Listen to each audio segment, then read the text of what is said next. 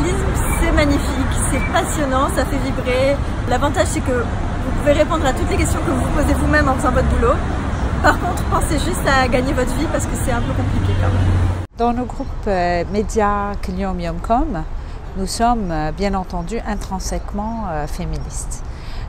Non seulement parce que l'équipe est entièrement formée de femmes, Elissar, Lina, Carole, Hala et moi, mais aussi parce que cet exercice à faire sur soi, même lorsqu'on est femme, est rappelé à chaque réunion de rédaction et à chaque écriture d'article. Dans nos médias, nous faisons le choix donc d'une discrimination positive automatique.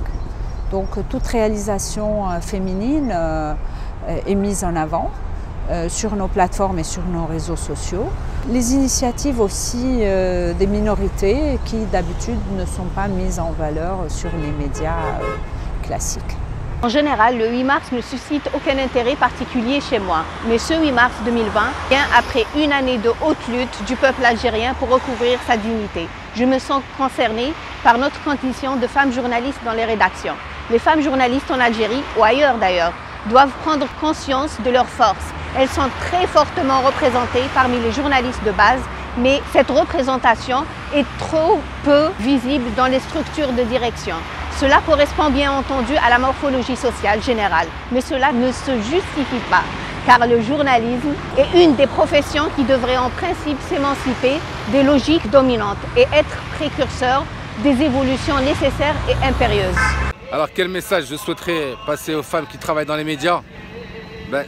Ce que les femmes devraient faire, c'est de rappeler que le 8 mars, c'est la journée mondiale des droits de la femme. C'est pas la fête de la femme c'est toute l'année. Au milieu du siècle dernier, tous les pays occidentaux ne donnaient pas les mêmes droits aux hommes qu'aux femmes. En ce moment même, il y a toujours des pays, là où c'est pas super développé, où les femmes n'ont pas les mêmes droits que les hommes. Alors sachant que le féminisme, c'est le fait de militer pour l'extension du rôle de la femme dans la société et de ses droits, et qu'aujourd'hui au Liban et dans le reste du monde, les femmes ont en général moins de droits, je pense que oui, il faut être féministe, surtout qu'aujourd'hui ce sont les femmes qui sont en train de changer le monde et de changer la société. Elles sont arrivées à des postes de pouvoir, pourtant on les voit pas encore dans les médias, donc il est temps qu'on les voit.